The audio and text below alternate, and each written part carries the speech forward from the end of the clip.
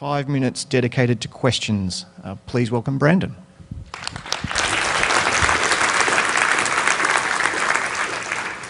Welcome. Congratulations for slugging it out and making it all the way to the very last talk slot at PyCon. Let's get started.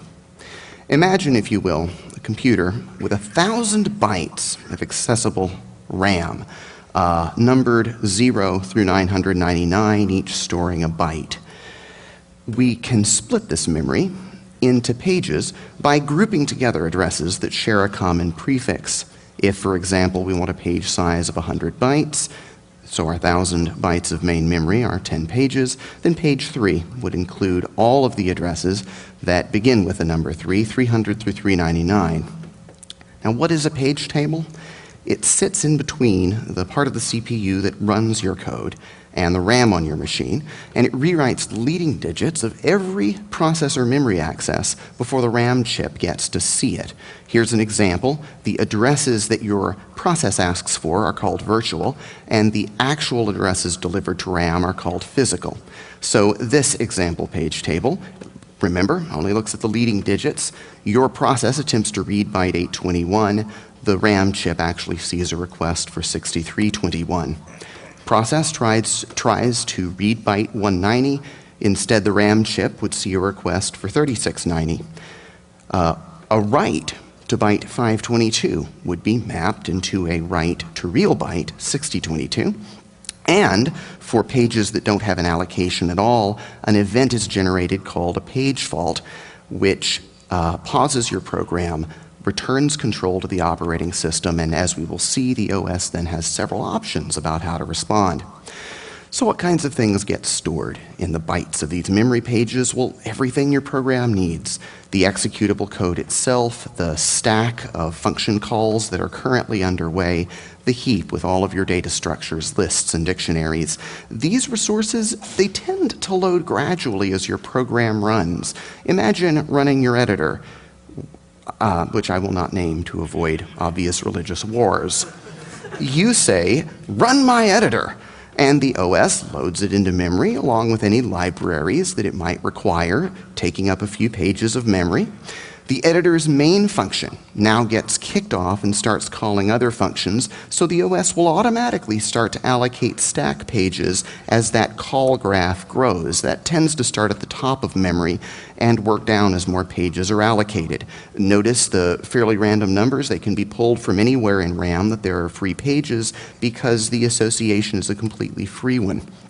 Now, your editor might then, as it starts up, need space for data structures, lists, dictionaries, buffers. It says, "I need more memory." The OS says, "Okay, have some." And you get another growing memory area called the heap, which instead of holding variables that go away when a function call returns, it holds persistent data structures. Again, for those of you new to Python, things like lists and dictionaries. So, what are the benefits of this entire level of indirection that has to be implemented in hardware and invoked every time your process hits main memory? Well, first, security. If the OS is careful and only maps into your memory area your own pages, then you won't be able to see secure data in other processes.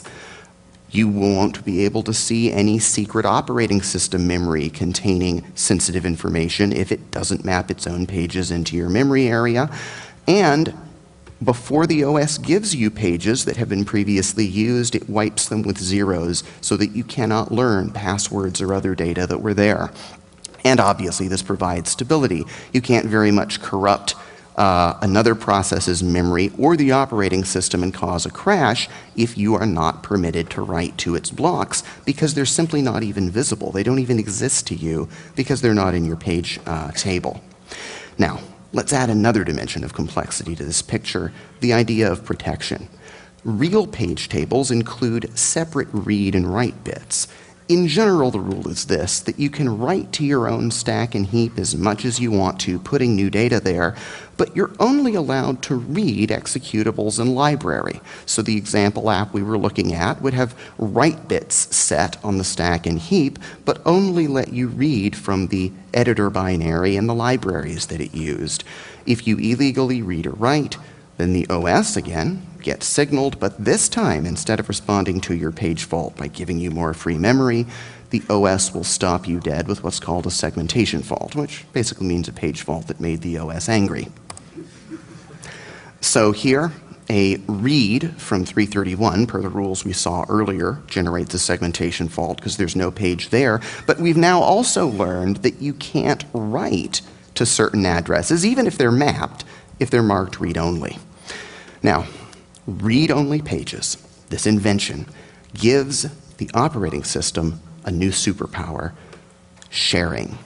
Read-only binaries and libraries, when those pages are protected, that means the OS can reuse those pages in everyone's page map and securely share those binaries among several processes. Here are two different processes doing two different things that have different pages allocated in different orders for their heap, stacks, and binaries. But if you look, it's the exact same physical page that's providing libc and another separate page providing libjson, which means those things don't have to use up RAM by being stored twice. Physical RAM page 36 can be reused for every process on the system that needs libc. Similarly for RAM page 39 and libjson, because if you can't write to it, then it looks like it's your own personal copy. It never gets overwritten or changes. This means, by the way, that the total memory consumed by process A and process B together is very rarely the actual sum A's memory use plus B's memory use. So how can you tell how much memory an additional worker thread or process will consume on one of your servers if the OS is letting them share some RAM behind your back? The rule is that you have to just stop looking at the quantity of memory they use and looking for a single number, and you have to start looking as the delta. You have to run 10 processes, 20 processes, 30 processes, and see how much additional RAM disappears from your system pool of memory as you keep increasing the number of workers running. And how can you measure it? Really only by doing actual load and resource tests, because watch this. The story is going to get even cooler and more complicated, and hopefully by the end of the talk you'll be convinced that actual testing and measurement is the only way you're really going to know how much each web worker thread is going to take up. Now, immediately we hit a problem with this idea of sharing binary code, which is Python. Because where in this virtual memory image that your process runs in does your Python code live? Python, like any other process, it starts running with the Python binary and any libraries it uses shareable and only its own stack needing to be writable. But then it runs read on the foo.py file you've asked it to run, creating a writable, unshareable data page on the heap. It will then compile it to what's called a code object, which is another data structure, which is also just a normal unshareable page. And then finally it invokes the code object and the foo.py program starts up, and only that top page, page 7, is actually holding the data peculiar to this run of foo.py. So the heap winds up with Python as a mix of really unique data, page 7, together with code that's actually going to be shared among every copy of foo.py running. If Python 2.7 is asked to run foo.py lots of times, it's going to generate the same code object, but the OS has no way to know that. It doesn't know that all of your Python processes are rebuilding the same object code every time, and so that memory can't be shared. To the OS, pages that just get written in the middle of the process running look like heap and don't get shared. Now, why don't we come up with some really fancy way to try to make that happen, where we could load in Python code in what looked like a normal system library and share it? Why not make them read-only? At the moment, the big problem, as we'll see more about this later, is reference counts. Standard C Python does not support read-only code objects because as you use them, it constantly fiddles with something called their reference count, which is how it remembers when to deallocate old objects. What does this code do when you call function f with the argument 5? It looks up f in the current scope and the enclosing scopes. It gets back a code object, increments its reference count, calls it with the 5 argument, and then when all is done, decrements the reference count. Why increment the count? Well, because you have to prevent other threads from deallocating and overwriting the code of f with some other data structure while we're busy running it. And the reference count is how Python remembers that someone's using it. So the OS offers cool optimization when processes need to share code, but reference-counted code objects just can't take advantage of this. Now, another basic concept, dynamic linking. Take another look at our Python process.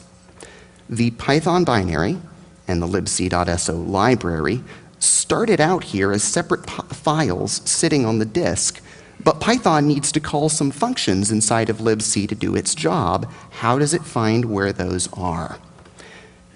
We will now take a trip back into the old days. In the old days, the very first C program fit into a single file. But then that first program got really big, and it took forever to compile. So they came up with a convention of writing small C language program files that would each get compiled into what was called an object file. That was the expensive step, and then they did a fairly quick step called linking to put them together into a program. So if you edited a C file, you only needed to recompile the source files you just edited to their .o equivalents. So how does the linker that does that last linking step connect, say, a module that calls a foo function with the separate module that defines it? The answer is that every .o file has a table of names that it defines, and also in that table, next to the letter U, are the names that it needs that it's going to rely on some other function, some other object file to define. There's a little utility on OS X and Linux machines called inim, short for names, that will print out for you the names provided by and the names needed by an object file. Now the linker just plays matchmaker between the names that are needed and provided among all of the .o files. Linking will then return an error if this matchmaking task fails and a name that one .o file needs just isn't found in any of the others. People, at this point in history, started to, now that they had this intermediate form, this .o file, well, they started sharing useful .o files with their friends at Bell Labs. And these quickly grew into collections. No problem, just like we have zip files and tar archives today, they actually had an archive tool back then in 1971. It was called AR, and so they would use the archive tool to bundle together a bunch of .o files into AR-produced .a files. Think of what that must have been like to live back when the single-letter extensions hadn't all been used up yet. You could invent the idea of an archive, and it was just .a. If you have an OS X or Linux machine, look on it. There are still those .a files with exactly the same structure sitting on them today. This is a command I ran a few days ago on my laptop here on a .a file that happened to be sitting in user lib, and look what's inside of the archive. .o files. Just like in 1972 or 3 when this practice started at Bell Labs. So the linker was given the power to search a .a archive, looking through the .o files and linking your programs with the ones that provided names that you needed. The .a file, full of .o files, came to be called a library. And there was now a problem with computers running out of memory, especially back then, that if everyone lets the linker copy, say, a popular function everyone started to use called printf.o into their program, then when many programs are running at once, they'll all be using up some memory by having their own copy of printf.o. So the solution was the invention of the modern .so shared object files that can be added to the page table of every program that needs them. The last-minute linking that takes place at runtime to connect Python to the shared object file is called dynamic linking and occurs at runtime when they find themselves sitting in RAM together. Now, oddly enough, the .so shared library is all you need to run a program. But guess what? You still need that old-fashioned archive of .o files to compile, and that's why you need to install on an Ubuntu box libxml2dev, when all you want to do is compile the Python LXML module that uses a shared object that's already there. It's because compilation needs metadata that isn't in the stripped down memory efficient shared objects. It's only in that original set of .os. So anyway, you can see, if you're ever curious, the libraries that a program like Python needs with a command on your system called LDD. It will list them out. You can see the specific names it needs with nm, that same command.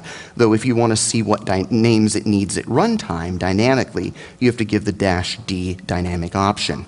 Now, not only is it usual for the Python binary to be dynamically linked, but Python extension modules sometimes link against shared libraries too. The LXML etree Python module is quite famous for this. Shared libraries cause some problems. They save RAM, but when a program chooses not to carry a static copy of every library it needs, there's the danger that a library it needs will be upgraded or removed out from under it. For an example, I'm going to show you the simplest possible small shared library together with a Python module that uses it so we can induce these errors and learn the error messages. I'm going to create a shared library, libtiny. There it is, GCC with -shared. We'll turn this into a shared library.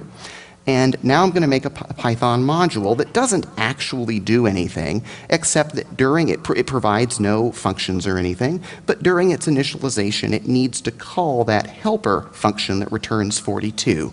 And here again is the command to produce tiny module that Python can import. Having created these 2.so files, we need to add the current directory, if you follow through this later, to the OS shared library search path. Here's the command if you want to experiment with this. And now, we're all set up, and you can confirm it's working by running LDD on tiny module, and sure enough, in the list of things it needs is libtiny. If we run import tiny, it works just fine. Now, what if Python can find tiny module, but the OS, because of some upgrade, can't suddenly find its dependency? And this is the error. I do a remove on libtiny.so, and that familiar error message comes out, cannot open shared object file, no such file or directory. We can simulate an incompatible shared library by recompiling it, now giving the function the name different helper, and now the error is a bit different. It says, when we try to load tiny module, undefined symbol helper. Why? Because the tiny module needs the function helper, but because of an upgrade, libtiny now provides a different name. They don't match. The matchmaking fails, and dynamic linking doesn't take place successfully. Cannot open shared object and undefined symbol are possible because the OS is trying to link a binary to its dependencies at runtime. Now for another puzzle piece. This is fun. Demand paging. The OS, it doesn't actually load pages from disk, even ones you've asked for, until you try to read or write from them. Imagine a program that's just started running and the Python binary takes up 3 pages and libc 2. At first, it won't actually load those in. It will instead only load in the first page that needs to start running, as one function calls another function, calls another function. It will load in only the pages that get touched and just leave the other ones out of memory to save resources. Pages are loaded from disk lazily. Heap allocation works the same way. How many RAM pages do you think would be allocated if you asked for 3 more in this situation? And the answer is none. All the OS does is remind itself that it shouldn't cause a segmentation fault if you try touching page 5, 6, or 7 later, but that it should then live up to its promise to give you a readable and writable page. But they're not actually allocated until you try doing an operation on them. This then, to bring this to a practical point, is the difference between virt and res when you run top. Who here has ever run top? Several of you. Good. You've seen these 2 columns? Virt, the virtual image, is all memory pages that promise not to return a segmentation fault, whether they've been allocated or not. It's res, the resident set size, that counts how many pages you've actually been allocated that can't now be used by other processes. So our sample little process here has a vert of 8 pages because you've asked to use the 5, 6, and 700s, but the res is only going to be the 4 pages that the OS has actually allocated for you. Thus, only res can really run you out of memory. Vert can be as big as you want because it doesn't actually consume pages of RAM. Look therefore at res when you wonder where all of your RAM is going. There's actually a cool file on Linux systems that lets you see how much of each physical RAM segment is populated with pages. Here are some segments of a new Python process sitting quietly at its prompt. You can see that in booting, Python only touched and paged in about half of the binary, and only about a third of libc needed to be used. And so to give you a small example, I'm going to call here frozen set, which just happens to be a function that Python doesn't use during its own boot process. And you can see that 20 new kilobytes had to be pulled in from the disk before that function could finish because the OS had saved memory by not actually reading them from disk when Python started. So invoking new sections of a binary or library pulls more pages into RAM. But since binary and library code can always be reloaded from disk even once it's there, the OS will often just discard those pages if things get kind of busy. Here's a little program that allocates a bunch of memory and makes the OS think that this is a crisis and we're running out of memory. I ran it while leaving that other Python process sitting quietly at the prompt. And look what happens. Look at the RSS set from before I ran the big memory program to after. 452K, half of the image, was just deleted from memory because the OS knows if I ever try to touch that part of the binary, it can always pull it back in. And the Python process will never know. Those pages get reloaded, and this is where the name comes from, on demand from disk if you ever try to access them again. Well, there is one difference, of course. The process, if it needs those pages again, will slow down and pause as the disk head moves and those resources are reloaded. Always remember the wonderful blog entry by Gustavo Duarte, who pointed out that if the L1 cache is like taking 3 seconds to grab a piece of paper, then a hard drive seek is like leaving the building to roam the earth for 1 year and 3 months. But you know that. That's why your web browser takes so long to start the first time. And now, I'm going to teach you about a real Unix superpower that you just can't do anywhere else, forking. On primitive operating systems, the only way to create a new process is to start a whole new program from the beginning. If these are the steps the Python interpreter needs to get going, then if you want to start a separate Python process, you've got to send a second interpreter through those same steps. But Linux and OS X support fork. If they come to a fork, and the idea of fork is that you come to a fork in the road and take both forks, creating 2 processes that act as though they went through all of the same initialization code up to the moment of the fork, a child process that continues from the parent state. Now the OS could implement fork naively, because now the child has a life of its own and might make different decisions by making a complete copy of all of the child's RAM. But immediately copying every page could take a long time for a large process, and during the copy, both parent and child process would be hung, waiting. Instead, as you might guess by now, the OS implements fork lazily instead, copying pages on demand only when the parent or child performs a write. So at the moment fork has happened and child and parent are running separately, everything will be marked read-only so that they're sharing the same pages between the 2 processes. Only as they start making writes to the pages they need to write to have different histories going forward does the OS pause them, make a copy of each page, and set them going again. How well does this usually work? It works great. Only the differences that develop between a parent and child memory image need to have memory allocated for them. But how does it work for Python? Terribly. Thanks to reference counts, Merely glancing at data with CPython forces the OS to create a separate copy. Here I create a list. I'm about to do the same experiment with PyPy, so I throw a string in with all the integers so that it can't create an apples to oranges comparison by doing an integer list behind my back. The idea is we create a huge data structure, fork into two processes, and then I just ask parent and child to read that list, not changing it, just reading over it. In CPython, again, looking at that proc file on Linux, look at the shared dirty pages and the private dirty pages. You can see that at the moment of the fork, almost all of the heap in this process is shared between parent and child. After I simply read the list, the OS has had to copy, in this case, 100 megabytes of RAM to create an absolutely identical copy just so the reference counts can be fiddled separately. At the end, only 0.5% of my memory is shared. All the rest of that read-only data structure now exists twice. I tried the same experiment with PyPy 2.8. It used a little more memory. Here's what it looked like right after the fork, and here's what it looks like after the iteration. 96.1 of the heap remained shared, reading over a large list.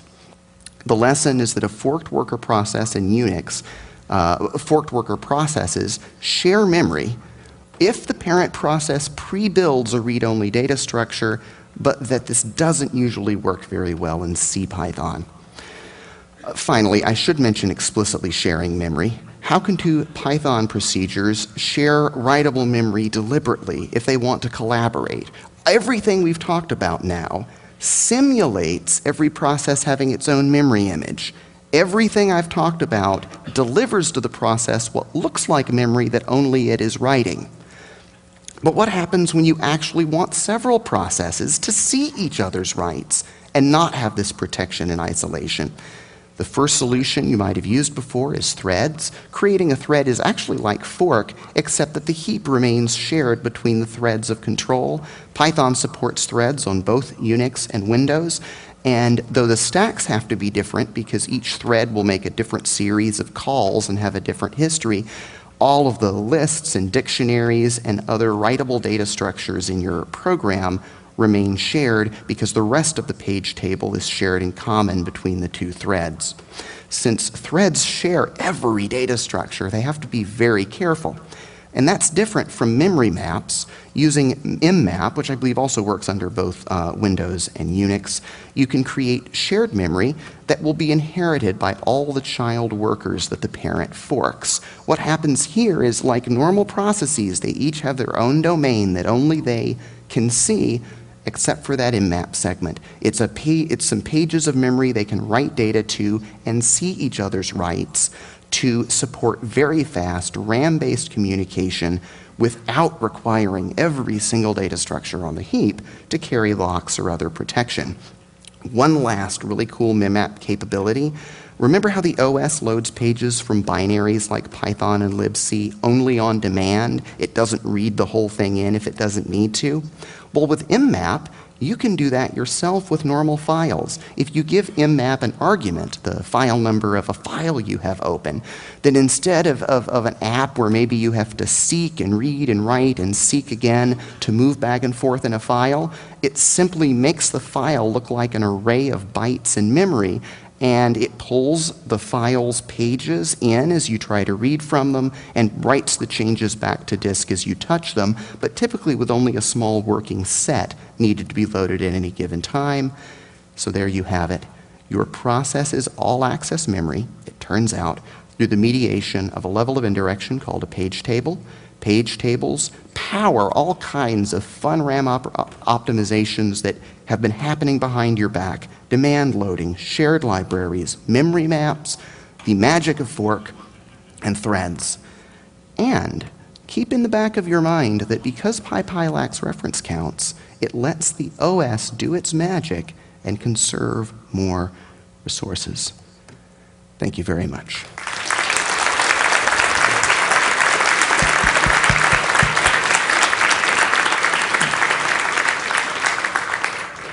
Thank you, Brendan. That was great. We have time for like one or maybe two quick questions. We'll see how we go. I'm curious. I recently started using mmap in a non-Python context, and my free RAM meters, like free and top and everything, are behaving strangely. Do you know if mmapped RAM that's actually resident shows up in, does it affect free counts? Or does it somehow go behind its back? That can change between versions of an operating system. Reporting tools can often have odd effects if the last time the guy touched the code, it was under a version of Linux or OS X that did things even slightly differently. So I would have to look at the particular readout you were seeing. What I would expect free to do is only show pages disappearing when they were allocated, and I think that when you mmap, you can actually ask for the pages to be sort of delivered when you ask for them, because some processes that memory map don't want to get a memory error later just by touching a page that it turns out didn't get allocated. And so I think mmap actually does tend to go grab all of the pages that will be needed so that it doesn't have to guiltily kill the guy later because it didn't actually have the RAM that he asked for. So I would expect it to, a gig of mmap to take up a gig of RAM, and if that's not what you're seeing, it would be curious to look at the tools in the OS and try to figure out if they were confused or doing some cool trick. Thank you. All right, that is indeed all we have time for, so thank you again, Brandon.